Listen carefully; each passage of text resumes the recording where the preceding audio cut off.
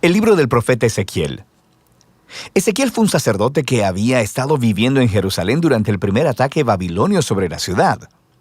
Y la ciudad fue liberada, pero los babilonios tomaron una primera ola de prisioneros israelitas y los llevaron al exilio, y Ezequiel estaba entre ellos.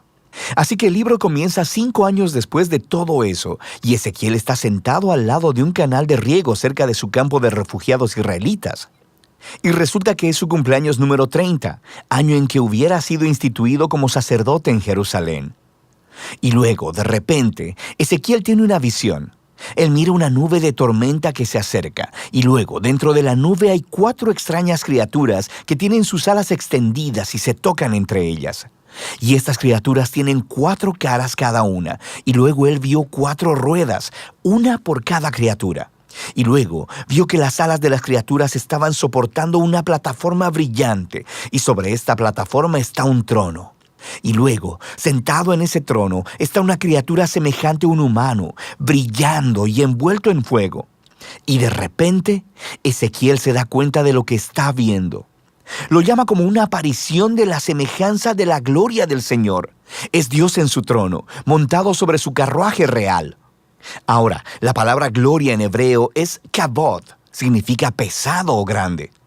Los autores bíblicos utilizan esta palabra para describir la apariencia física y la manifestación de la grandeza de Dios cuando aparece en persona. Estas imágenes en la visión son muy similares a lo que sucedió cuando Dios apareció en el monte Sinaí en el libro de Éxodo. Y también es muy similar a las representaciones de la presencia de Dios sobre el arca del pacto. Y eso es de hecho lo más impactante de la visión de Ezequiel. ¿Qué está haciendo la gloria de Dios en Babilonia? Se supone que esté sobre el arca del pacto en el templo en Jerusalén. Así que la primera sección del libro abre para explorar esa pregunta, conforme Ezequiel comienza a acusar a Israel de rebelde. Así que Dios primero habla a Ezequiel desde el trono en el carruaje y lo llama como profeta. Ezequiel debe acusar a Israel por quebrantar de varias maneras el acuerdo de pacto con Dios. Israel ha entregado su lealtad a otros dioses y ha estado adorando ídolos. Y todo esto ha llevado a una rampante violencia e injusticia social. Así que, como resultado, Dios envía a Ezequiel para advertirle al pueblo. El primer ataque babilonio que llevó a Ezequiel al exilio será igualado por otro más, y Jerusalén y su templo se enfrentan a una destrucción inminente. De manera que Ezequiel utiliza palabras y otros medios para transmitir su mensaje. Él también realiza actos simbólicos. Estos eran una especie de teatro callejero. Ezequiel saldría en público y se comportaría de maneras muy extrañas, las cuales serían como parábolas de su mensaje profético. Construiría un pequeño modelo de Jerusalén y representaría un ataque contra él. O se rasuraría todo el cabello y lo cortaría con una espada. O, el más extremo, él debía representar el rol del macho cabrío el día de la expiación. Y él tendría que acostarse de lado durante más de un año, comiendo alimentos cocinados sobre excremento, como una señal de la horrible comida que el pueblo tendría que comer durante el asedio a Jerusalén. Y quizá lo más desalentador de todo esto son las malas noticias que Dios le dio a Ezequiel, que nadie iba a escucharlo. Israel lo rechazaría debido a su duro y rebelde corazón. Y esto nos recuerda a la descripción del pueblo que hizo Moisés después de la rebelión en el desierto, cuando predijo que un día sucedería el exilio, y Ezequiel tuvo el desafortunado privilegio de ver todo esto suceder. Así que el desanimado Ezequiel comienza a hacer su tarea, y después de más o menos un año, tiene otra visión. Esta vez es acerca del templo. Él se adentra en un tour virtual del templo y mira lo que está pasando ahí en su ausencia, y no es nada bueno. En el atrio exterior, al frente del templo, él mira una enorme estatua inmóvil. Y luego él mira a los ancianos de Israel adorando a otros dioses, tanto dentro como fuera del templo. Y luego mira a las mujeres de Israel adorando a un dios babilonio llamado Tamuz. Y la visión termina con el glorioso carruaje del trono de Dios alejándose del templo. Se está yendo en dirección al este, hacia Babilonia.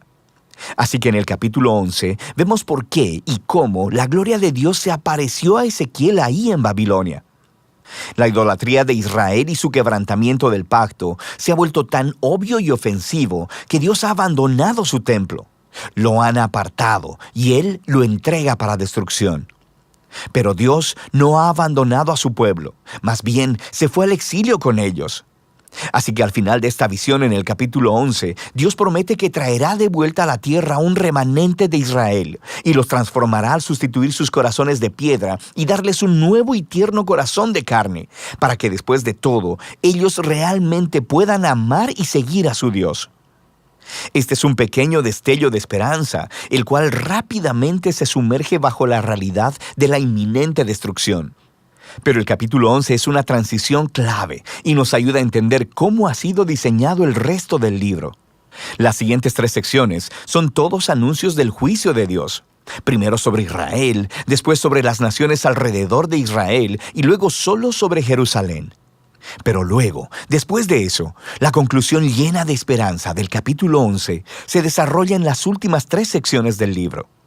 Primero, esperanza para Israel, luego para las naciones y luego para toda la creación. Los capítulos del 12 al 24 se enfocan en el juicio venidero de Dios sobre Israel. Y esta es una colección diversa de ensayos y poemas. Y aquí, Ezequiel muestra su afición por las parábolas y las alegorías. Él describe a Israel como una vara quemada e inútil, o como una esposa rebelde, o como un peligroso león enfurecido que es capturado, o como 2 hermanas promiscuas.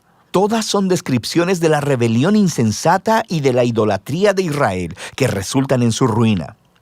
En esta sección, Ezequiel también actúa como un abogado.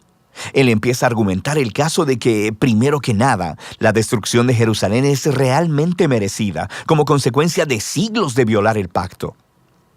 Y que incluso si las personas más justas del mundo, como Noé, o Daniel, o Job, estuvieran vivas y orando para que Dios librara a Israel, Dios no aceptaría sus oraciones. Es demasiado tarde. La bondad de Dios, de hecho, demanda que Él aplique su justicia sobre esta generación de Israel. El exilio se ha vuelto inevitable. Han alcanzado el punto de no retorno. Después de esto, Ezequiel se enfoca primero en las naciones inmediatamente alrededor de Israel y luego en los 2 estados más poderosos en la región, Egipto y Tiro. Israel se ha aliado con estas naciones y ha adoptado a sus dioses y sus ídolos. Así que Dios acusa a los reyes de Tiro y Egipto de la arrogancia de considerarse a sí mismos como dioses que pueden definir el bien y el mal en sus propios términos.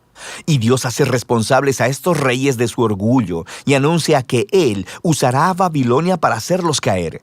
Ellos se enfrentarán a la justicia de Dios junto con todos los demás. Después de estas secciones realmente intensas, tenemos una breve historia en el capítulo 33. Ezequiel se encuentra con un refugiado que acaba de llegar de Jerusalén, y él reporta que Babilonia ha atacado la ciudad de Jerusalén, que la ciudad ha caído y que el templo ha sido destruido. Las sombrías advertencias de Ezequiel se han vuelto una realidad, pero recuerda el final del capítulo 11. Ese no es el fin de la historia. Así que en el siguiente video exploraremos la profunda visión de esperanza de Ezequiel. Pero por ahora, esta es la primera mitad del libro de Ezequiel.